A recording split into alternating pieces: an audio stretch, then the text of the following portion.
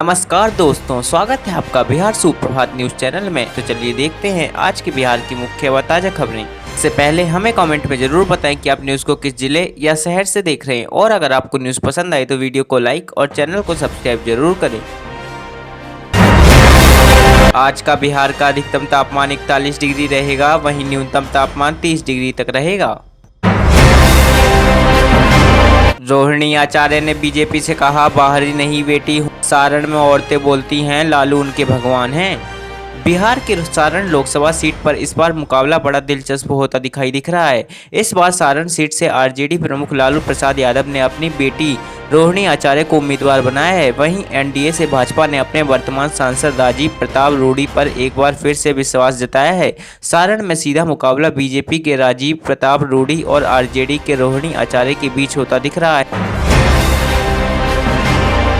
Danger zone में पटना के 40 hotel, 1 महीने की मोहलत, सुधार नहीं होने पर होंगे सील। जी हां दोस्तों, फायर ऑडिट में पटना के 74 होटल रेस्टोरेंट संवेदनशील तथा 40 खतरनाक श्रेणी में पाए गए हैं। अग्निशमन विभाग ने पटना के 560 होटल व रेस्टोरेंट का फायर ऑडिट कराया है, जिसमें यह आंकड़ा सामने आया है। इन सभी को अधिकतम 1 महीने की मोहलत दी गई है, ताकि ये सभी आधारभूत संरचना समेत अन्य स्तर पर मानक के अनुरूप जरूरी बदलाव कर सकें। हाल ही में पटना जंक्शन गोलंबर के पास मौजूद एक होटल में हुए अग्निकांड में आधा दर्जन से अधिक लोगों की मौत हो गई। निर्धारित अवधि के बाद इन होटलों की फिर से जांच की जाएगी। दोबारा गड़बड़ी पाए जाने से ऐसे होटलों को सील किया जाएगा या इन पर जुर्माना लगाया जाएगा। बिहार में 5 सीटों पर चौथे चरण में 56% मतदान, 2019 के मुकाबले इतनी फीसदी हुआ कम। जी हां दोस्तों, लोकसभा चुनाव के चौथे चरण में तमाम प्रयासों के बावजूद मतदान प्रतिशत बढ़ाने में सफलता नहीं मिली। वर्ष 2019 की तुलना में चौथे चरण की सीटों पर करीब 2.5% कम वोट पड़े। इस चरण में 5 लोकसभा सीटों दरभंगा, उजियारपुर, समस्तीपुर, बेगूसराय और मुंगेर के लिए सोमवार को शांतिपूर्ण मतदान संपन्न हुआ। इन सीटों पर कुल 56% मतदान हुआ। वर्ष 2019 के चुनाव में इन क्षेत्रों में कुल 60% मतदान हुआ था। इस तरह इन 5 सीटों पर औसत मतदान में 2% की गिरावट आई है। सीएम नीतीश कुमार हुए अस्वस्थ, सारे क्रम रद्द, पीएम मोदी के नॉमिनेशन में नहीं होंगे शामिल। जी हां, एक बार फिर मुख्यमंत्री नीतीश कुमार अस्वस्थ हो गए हैं। सीएम हाउस में डॉक्टरों की टीम लगातार उनका देखरेख कर रही है। स्वास्थ्य को देखते हुए मुख्यमंत्री के कार्यालय की ओर से एक चिट्ठी जारी की गई है। इसमें स्पष्ट लिखा गया है कि मुख्यमंत्री नीतीश कुमार अस्वस्थ हो गए हैं, इसलिए आज उनके सारे कार्यक्रम रद्द कर दिए गए हैं। बताया जा रहा है आज सीएम नीतीश पीएम नरेंद्र मोदी के नॉमिनेशन में वाराणसी जाने वाले थे, लेकिन अस्वस्थ होने के कारण वह पीएम के कार्यक्रम में शामिल नहीं हो पाएंगे। इतना ही नहीं, आज शाम से सीएम नीतीश कुमार के भाजपा दिग्गज नेता एवं पूर्व मुख्यमंत्री सुशील कुमार मोदी के अंतिम संस्कार में भी नहीं पहुंचे। भाजपा को बिहार की सत्ता तक पहुंचाया, जेपी आंदोलन में राजनीति में की एंट्री, इमरजेंसी में जेल भी गए।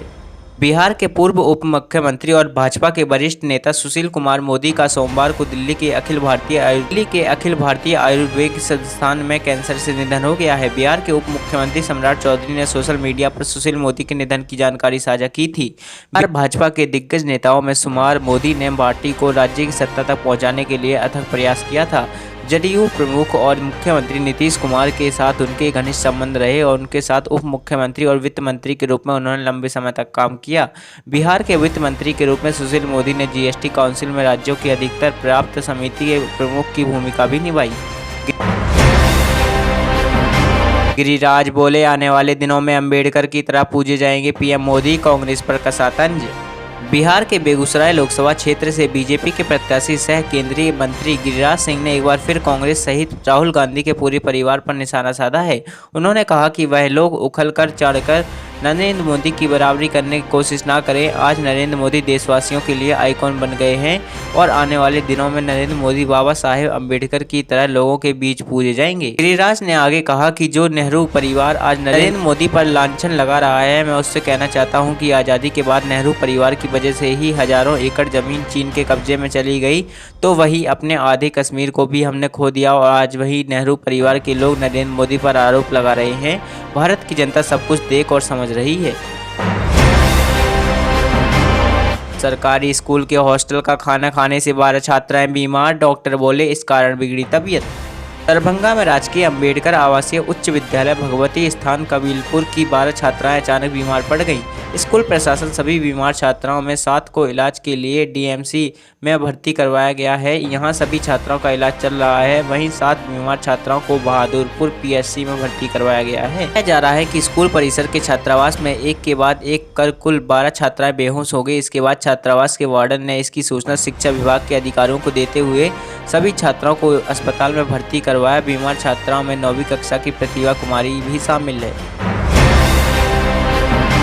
महिलाएं तय करेंगी उम्मीदवारों की जीत। समस्तीपुर में 55% पुरुष व 65% नारी शक्ति ने डाले वोट। बिहार के समस्तीपुर लोकसभा में मतदान के अंतिम आंकड़ों के अनुसार मतदान प्रतिशत 60% रहा। यहां मतदान करने में महिला पुरुषों से आगे रही हैं। इस लोकसभा क्षेत्र में कुल मतदाताओं की संख्या 18,18,530 है, जिनमें पुरुष मतदाता 9,55,215 हैं, महिला मतदाता 8,63,237 हैं और ट्रांसजेंडर 28 हैं। इसमें से 10 लाख मतदाताओं ने मतदान किया। मतदान करने वाले पुरुष मतदाताओं की संख्या 5 लाख, महिला मतदाताओं की संख्या 5,66,000 है। प्रधानमंत्री महंगाई बेरोजगारी पर बोलने को तैयार नहीं, जनता से झूठे वादे किए। पीएम पर फिर बरसे तेजस्वी यादव। बिहार के पूर्व डिप्टी सीएम तेजस्वी यादव ने मंगलवार को कहा कि प्रधानमंत्री महंगाई और बेरोजगारी पर नहीं बोलते हैं, सिर्फ राम मंदिर पर चर्चा करते हैं। उन्होंने कहा कि मोदी सरकार ने जनता से सिर्फ झूठे वादे किए हैं। भाजपा नफरत फैलाने का काम करती है। वे मंगलवार को मधुबनी लोकसभा क्षेत्र के जाले की राड़ी, पूर्वी पंचायत के कुम्हरली रहिका के मकसूदा और सीतामढ़ी के सोनबरसा के भूतिया राजद प्रत्याशियों के समर्थन में चुनावी सभा को संबोधित कर रहे थे। तेजस्वी यादव ने जाले के कुम्हरली में राजद के अली अशरफ फातमी को जिताने की अपील करते हुए विपक्ष पर जमकर हमला बोला है। 11वीं विशेष परीक्षा होंगी 16 मई से। शिक्षा विभाग बिहार की ओर से 11वीं छात्राओं के लिए विशेष परीक्षा का टाइम टेबल जारी कर दिया गया है। यह एग्जाम उन स्टूडेंट्स के लिए आयोजित किया जाएगा जो राज्य के उच्च माध्यमिक विद्यालयों की कक्षा 11वीं की वार्षिक परीक्षा में सफल रहे या अनुपस्थित रहे। एग्जाम 16 मई से राज्य भर में आयोजित किया जाएगा। ना घर ना कार, सिर्फ 52,000 रुपये नगद। पीएम मोदी के पास कुल इतनी संपत्ति है, जान लीजिए आज। वाराणसी लोकसभा क्षेत्र से प्रधानमंत्री नरेंद्र मोदी ने तीसरी बार के कार्यकाल के लिए अपना नामांकन भर दिया है। पीएम मोदी ने कल 14 मई को 4 प्रस्तावक और मुख्यमंत्री योगी आदित्यनाथ की मौजूदगी में अपना पर्चा भरा। पीएम मोदी के प्रस्तावक गणेश्वर शास्त्री, बैजनाथ पटेल, लालचंद कुशवाहा और संजय सोनकर बने। पीएम मोदी ने दाखिल एफिडेविट में दावा किया कि उनकी चल संपत्ति 28 लाख के करीब है। वहीं उन्होंने यह भी दावा किया कि उनकी संपत्ति में 2014 और 2019 के बीच 52% की वृद्धि हुई है। वहीं उनकी कुल संपत्ति की बात करें तो यह 3 करोड़ 20 लाख रुपए है।